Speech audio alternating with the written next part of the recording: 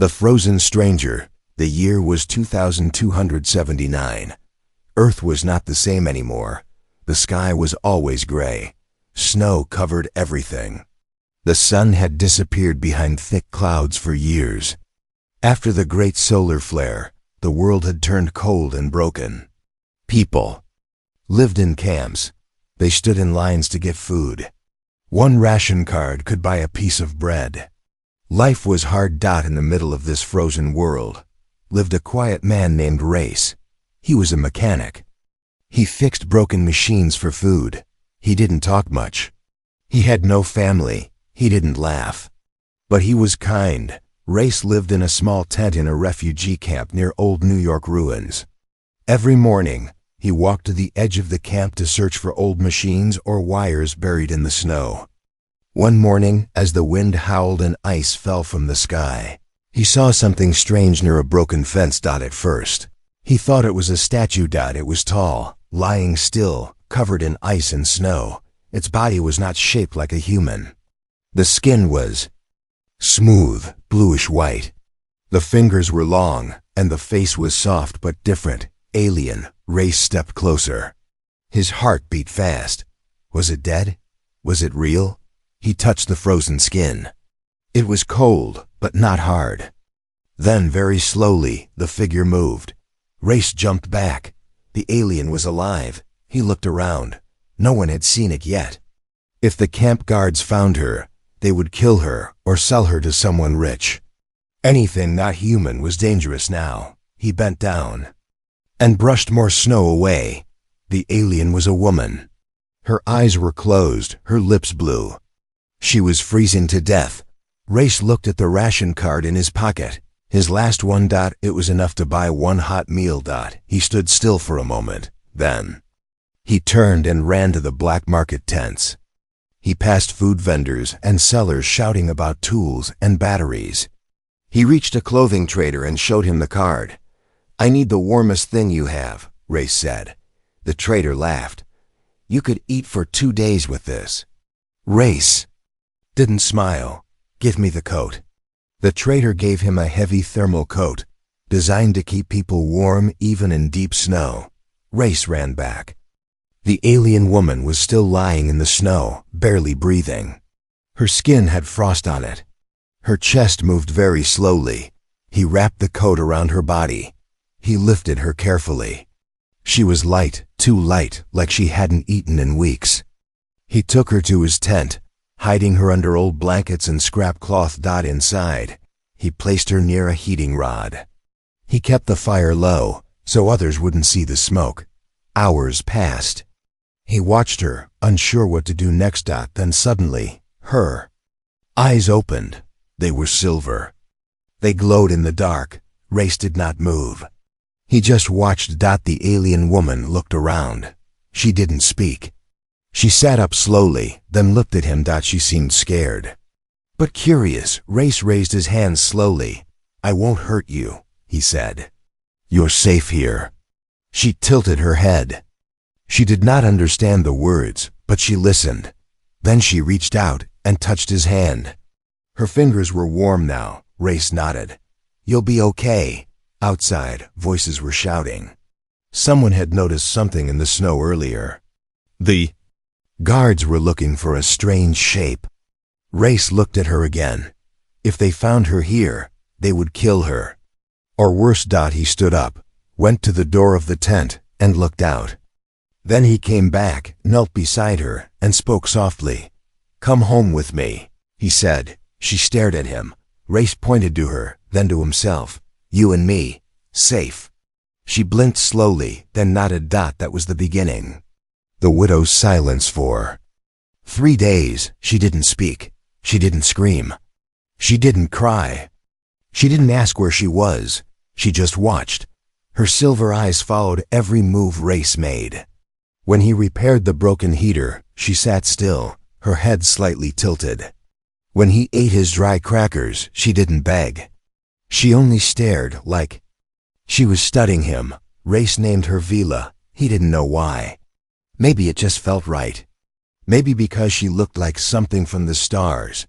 Beautiful, distant, and a little broken dot in the camp. Rumors were spreading fast. Someone saw a shape in the snow. Guards are searching every tent. Not human, someone whispered. Maybe alien. Race stayed quiet. He kept Vila hidden. When guards came close, she slid under old blankets. She moved silently, like a shadow. Race said nothing. No one suspected him.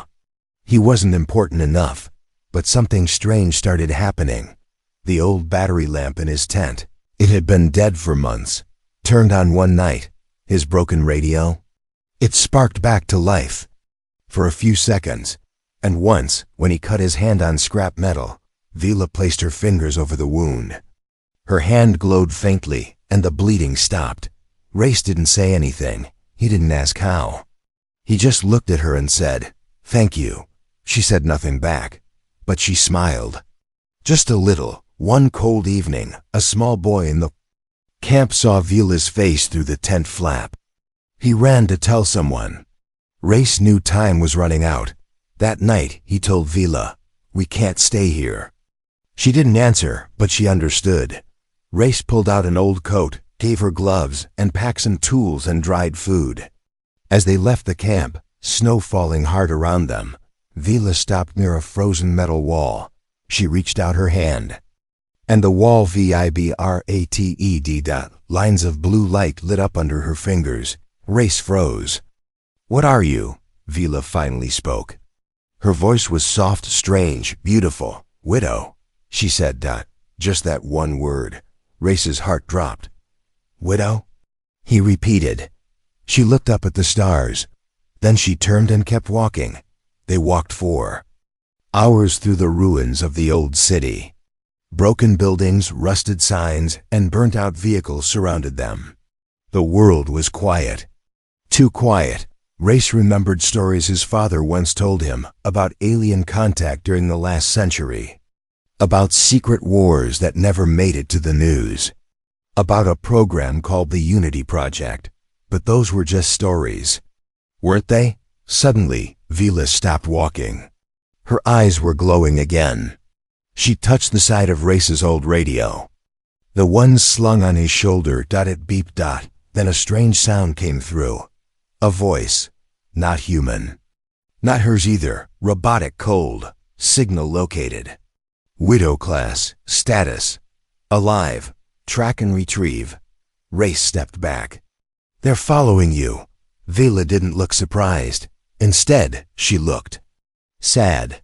"They think I am a weapon," she said quietly. Race looked into her eyes. "You're not," he said. "You're more human than they are." She touched his chest. "You saved me. That is rare." Before Race could reply, the sky above lit up. A drone passed overhead, red lights blinking. Scanning the ground. They ran. The radio beeped again. This time, a small map appeared on its cracked screen. Coordinates. A blinking dot. A location hidden far to the west. Race stared at it. "What is this?" Vila didn't answer. She just whispered, "Home." Chased by shadows, it started with the sound of metal wings. Race didn't hear them at first, but Vila did. She stopped walking in the middle of a ruined road, her head tilting up like an animal sensing danger. The wind was cold. The sky was dark. But something unnatural was coming, fast. Then Race heard it too, a high-pitched hum, like a razor cutting through the clouds. He turned. In the distance, red lights blinked through the falling snow. "Drones," he said. "Military ones." Vila's eyes narrowed. Her voice was calm, but firm. "Run." They ran across a broken highway, past rusted cars and frozen skeletons of the old world. The city ruins gave them little cover. Drones flew low, scanning with red beams. Vila moved with speed that didn't seem human. She helped Race climb walls and dodge laser scans. Then, one of the drones spotted them. An alarm screamed into the air. "Target identified. Widow-class asset. Human aid detected." Shots fired. Blue sparks flew past their heads. Race pulled Vila into a collapsed building. Dust fell from the ceiling. He was breathing hard. They called you an asset, he said. What are they talking about? Vila didn't answer right away. She pressed her hand against the wall. A ripple of light moved through the concrete, and a secret door opened. Ray stared. What the hell? Inside was a metal staircase, leading underground. She looked at him. You want the truth? Follow. The stairs led to an old subway. Station, abandoned since the Great Freeze. Machines lined the walls. Alien and human technology blended together. Race looked around, confused. Where are we? Vela walked to a terminal. Her fingers danced across the controls. Lights flickered on one by one. The cold space felt alive. This place was built by both our kinds, she said. Before the war. Race stepped closer. What war? The secret one, Vila replied. The one no one told you about. A hologram appeared in front of them, showing the younger version of Vela, standing beside a tall alien man. He wore a symbol Race had seen before, scratched into a piece of metal in his father's old toolbox. Race's hands trembled. My father worked on this tech, he whispered. He was part of it, Vila nodded. He believed in peace. He helped create this refuge. He helped my people. Race stared at her. Why didn't anyone know? Because peace scares people more than war, she said quietly. Suddenly, the terminal flashed red. Tracking signal breached. Hostile. Forces approaching. Vila looked at Race. They're coming. And not just for me. He clenched his jaw. Then we make them regret it. They used the old tunnels to escape. The map from the radio showed a path to a hidden bunker, far west of the ruins. It was their only hope. Along the way, Vila finally told him the truth. She was a scientist's wife, not just any scientist, but a leader in interspecies communication. Her husband was killed in a human military strike, blamed for a peace treaty that never reached Earth. They called her a widow-class risk, not for her power, but for what she knew. Race listened, silent, angry. Your husband believed in unity, he said. My father, too. They both died for it. Vila stopped walking. She turned to face him. But you saved me. You used your last ration card. Why? Race looked at her. Because no one else would. They reached the edge of the city by nightfall. But the sky was no longer quiet. 3 aircraft circled above. Drones flooded the ground. Shadows moved in the trees. Race grabbed Vila's hand. This way, he said. We'll lose them in the forest. But behind them, a voice echoed through a loudspeaker. Widow-class unit, you are property of Earth Defense. The human with you is aiding an enemy species. Surrender now. Race pulled out a small EMP grenade he had kept for years, a relic from his father's tool bag. He handed it to Vila. Can you amplify this? Vila smiled faintly. Yes. She placed her palm over it. The device glowed, then hummed with deadly energy. Race turned to face the drones. You want a war? He said. Let's start with this. The secret underground. The explosion lit up the trees like daylight. Race and Vela didn't wait to see the drones fall.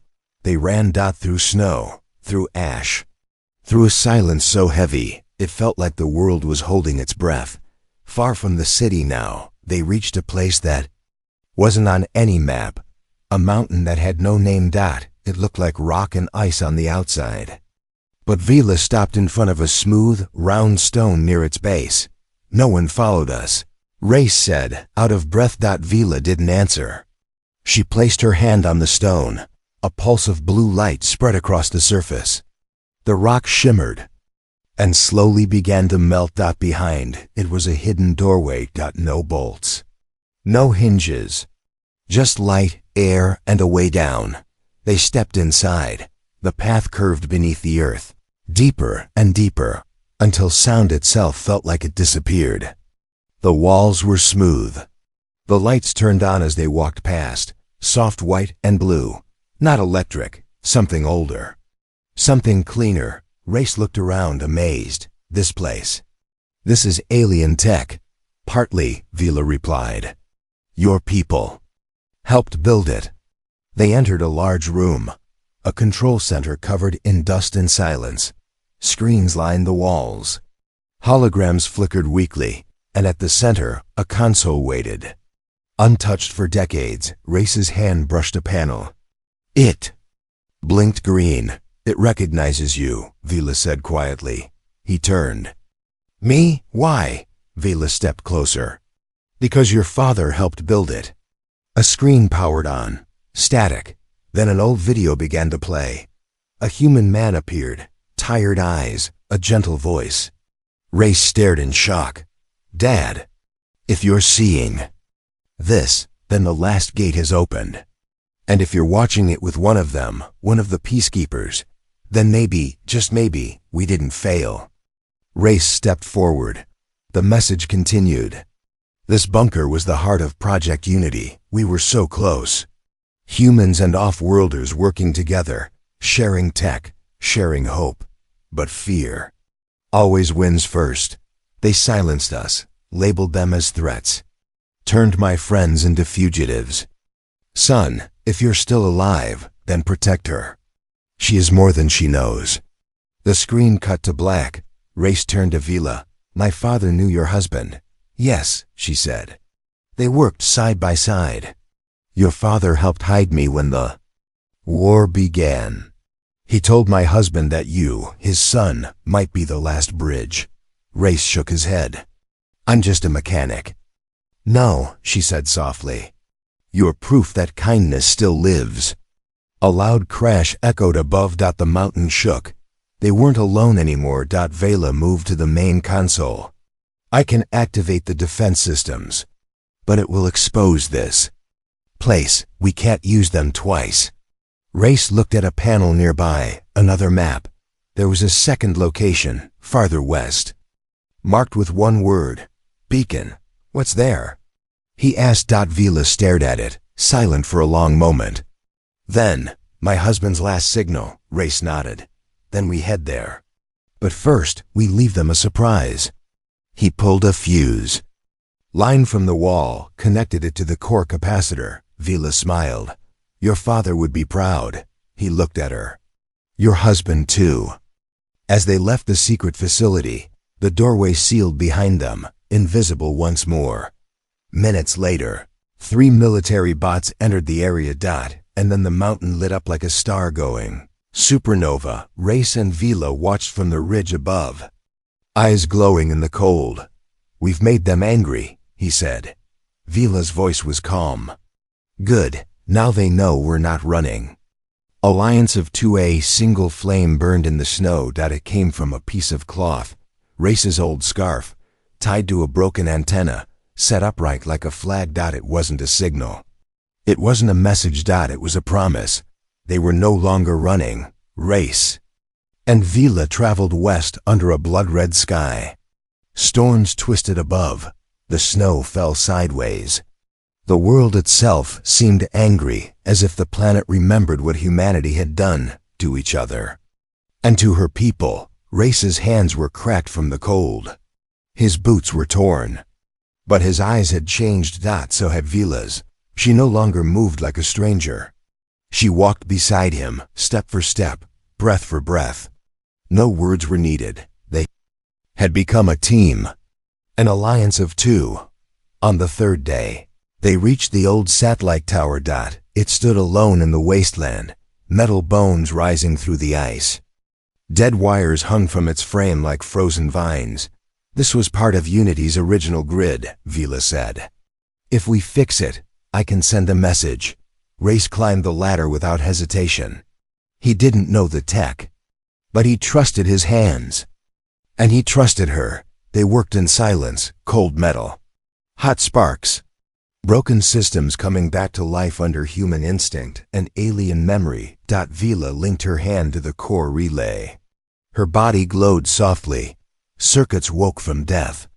The tower. Ed. A signal was ready. Race stood beside her. What are you going to say? She didn't answer right away. Then, with eyes closed, She spoke softly into the transmitter. To any survivors of the Alari Accord, this is Vela, last of the bridge keepers. I am alive. I am not alone, and humanity is not the enemy. There is one among them who gave his last bread for my life, who walks beside me through fire and snow. If I can trust one, maybe we can trust again. Come, but come in peace. She let go. The tower flashed somewhere far above. Stars listened, but peace has a price. Within hours, a shadow fell over the tower.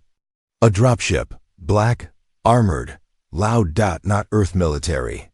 Alari war faction. They didn't come for peace.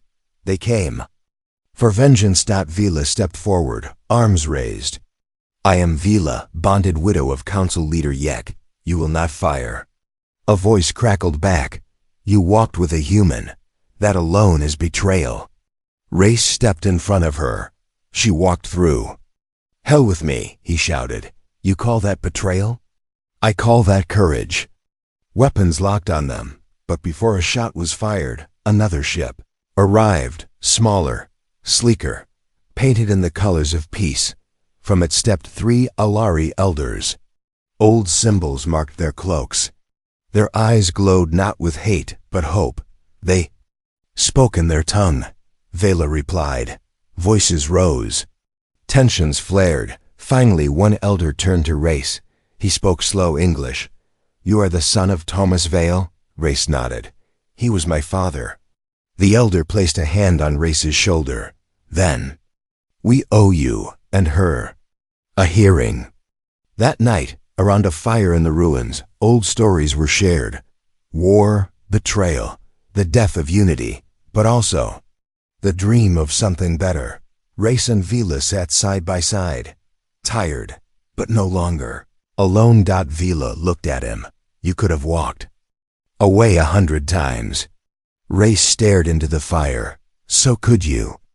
She smiled, the first true smile he'd seen from her. Far above, the stars shifted, and in the cold silence of deep space, an old beacon pulsed once. Something was coming. The storm wore. A child's toy floated in the wind. A small wooden bird, broken at the wing, spinning slowly through the snow. Once painted in bright colors, now faded by cold and time.